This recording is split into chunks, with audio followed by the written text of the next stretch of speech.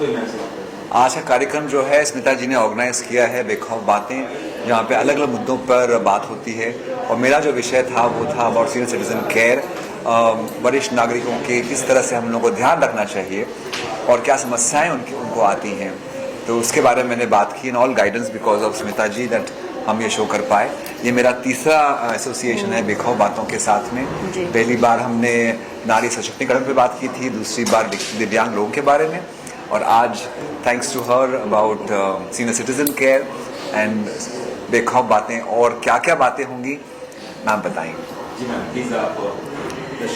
हाँ, thank you Sandeep. आपका performance जब भी आप लेकर आते हैं, आप एक परफॉर्मेंस नहीं देते हैं, आप एक इतना मीनिंगफुल एक एस्पेक्ट खोलते हैं और इतने वल्नरेबल ग्रुप्स के बारे में इतनी पॉजिटिव स्पिरिट के साथ में आप प्रेजेंट करते हैं कि बस गदगद हो जाता है दिल। तो बेखौफ बातों का मकसद ही यही है कि हम कैसे वल्नरेबल ग्रुप्स जिनके बारे में कोई बात नहीं करता है, जो पर्दे के पीछे छिपे रहते हैं, उनकी स्पिरिट, उनकी ज़िंदगी जीने की जिस्त किस तरह से बाहर निकल कर आए, किस तरह से बेखौफ होकर हम अपने मन की बात कह सके, बिना किसी डर के, बिना किसी दबाव के, बिना किसी प्रेशर के, एकदम खुलकर जीना जिसे कहते हैं, खुलकर बोलना जिसे कहते हैं, वही बेखौफ बातें हैं। कुछ और बताना चाहेंगे बेखौफ बातों के बारे में? क्या सर ही लीड करें या बाकी और भी एक्टर्स हैं या लोग हैं जो इसे पेश कर रहे हैं? सर हमारे साथ, संदीप हमारे साथ में बहुत समय से जुड़े हुए हैं और बेखौफ बातों का एक एक अभिन्न हिस्सा है। लेकिन इसके साथ ही साथ और भी बहुत सारे आर्टिस्ट हैं, पोएट्स हैं, राइटर्स हैं, एक्टर्स हैं, इन्फ्लुएंसर्स हैं जो इसके साथ में जुड़े हैं और जो आकर इन बातों को करते हैं ताकि ये बातें हम जो 40 लाख विद्यार्थियों के साथ काम कर रहे हैं, कॉलेज स्टूडेंट्स, युवा वर्ग के साथ काम कर रहे हैं, उन तक किस तरह से ये बातें पहुंच सके। तो बहुत सारे एक्टर्स, बहुत सारे इन्फ्लुएंसर्स और बहुत सारे कवि और लेखक इस बेखौफ बातों के साथ में जुड़े हुए हैं। संदीप सर को लेने का मकसद क्या था? आपको चीज़ें बट आपको क्या लगा कि इन्हें लेना चाहिए? सही इंसान क्या, कैसे आपने सोचा?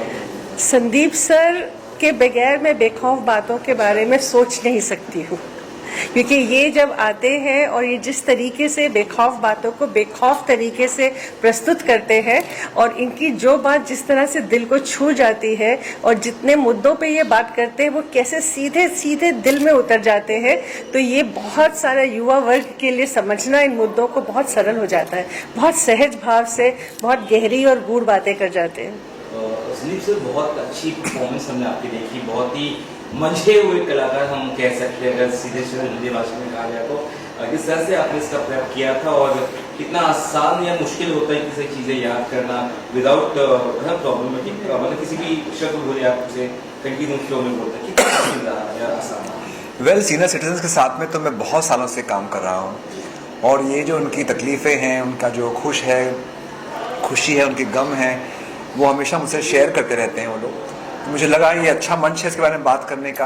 रिसर्च थोड़ी बहुत करनी पड़ी कि कितने हमारे पूरे वर्ल्ड में कितने सीनियर सिटीजन्स हैं, हमारे देश में कितने हैं, कितने ओल्ड एज होम्स हैं, और ये सब जो आंकड़े होते हैं वो सब रिसर्च किया। पर लेकिन जो बात मैंने की वो मेरे एक्सपीरियंस से की और मैंने जो भी बातें की वो मैंने सुनी लोगों से और वो सुनी बातों को मैंने आगे पेश किया है। तो जो भी मैंने कुछ कहा वो सब कहीं ना कहीं किसी सीनियर सिटीजन ने मुझे बताया है, उन्हें कैसा अच्छा लगा, कैसा बुरा लगा, चाहे वो दवाई के बारे में हो, सेहत के बारे में हो, अकेलेपन के बारे में हो या किसी भी चीज़ के बारे में हो। पैसे की कमी होती है, उनके पास दोस्तों की कमी होती है और कैसे वो लोग रात को अपने घर में जाने के बाद में रोते हैं सोने से पहले क्योंकि उनके दोस्त नहीं रहे अभी, उनके परिवार वाले नहीं रहे अभी। तो ये सब बातें मुझे रोज़ सुनने को मिलती हैं, तो मैं जब सुनता हूँ तो उसको आपको आके बताता हूँ। सर जितना चैलेंजिंग था आपके लिए, आर्थिक, शारीरिक, मानसिक तीनों रूप से टूटे हुए तो नहीं कह सकते पर वीक रहते हैं सीनियर सिटीजन। किसी के बच्चे छोड़ जाते हैं, किसी को बीमारी होती है, जैसे आपने बोला कि 3 इसके रिप्लेसमेंट हो चुकी है नहीं की, और फिर भी आपने यहाँ डांस किया। तो बच्चे को आप सिखा सकते हैं, लेकिन इस दौर में कितना मुश्किल आपके?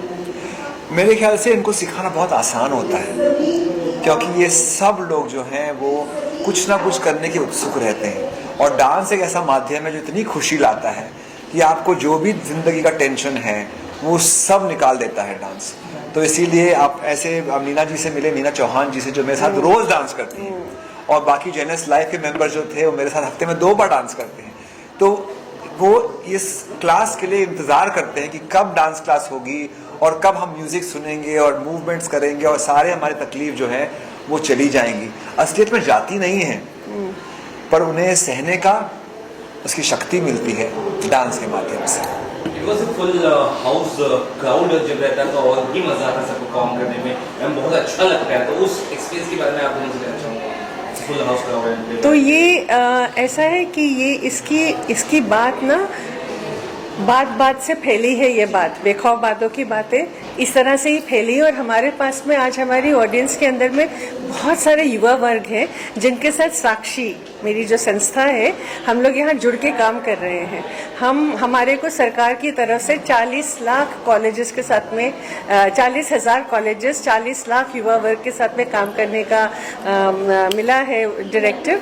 तो उसी के तरीके वो सारे कॉलेजेस से वो सारे यहाँ पे युवा वर्ग आए हुए हैं ये देखने के लिए कि किस तरीके से हम अपने समाज को और सशक्त बना सकते हैं। कोई बेखौफ मैसेज देना चाहेंगे आप जनता को, जो ये देख रही है आप एक मैसेज, बढ़िया मैसेज ओल्ड एज के लिए, या sir I think you also आप बोलिए फिर मैं बोलूँ। वेल, मेरा मैसेज यही है, बेखौफ मैसेज नहीं है, पर यही मैसेज है कि ज़िंदगी में किसी भी समस्या का एक ही हल है, और वो है प्यार। आप साथ में रहिए, प्यार दीजिए, प्यार लीजिए, और अगर ऐसा रहा आपके जीवन में तो जो भी समस्याएं हैं उसे सहने की शक्ति आपको आ जाएगी। शायद वो ख़त्म ना हो, पर जब साथ रहता है तो जो उसका दबाव होता है ना, वो कम हो जाता है। एब्सोल्युटली, अभी से हम लोग ने कितनी सारी चीज़ें, हमारे लिस्ट बनी हुई है कि हमने एक साथ में क्या क्या काम करना है। तो मैं यही कहना चाहूँगी कि जो हम युवा वर्ग के साथ में काम कर रहे हैं वो हम चाइल्ड सेक्सुअल अब्यूज़ की प्रिवेंशन के लिए काम कर रहे हैं, और prevention of work place sexual harassment के लिए काम कर रहे हैं। उन्हें सिखा रहे हैं, समझा रहे हैं, पढ़ा रहे हैं कि जब घरों में आसपास में जब वो देखते हैं कि इस तरह से कोई भी तरह का उत्पीड़न हो रहा है तो ना करेंगे ना करने देंगे। अगर हो रहा है तो रोक देंगे, और अगर हुआ है तो बोल के रहेंगे। Thank you sir. Thank you.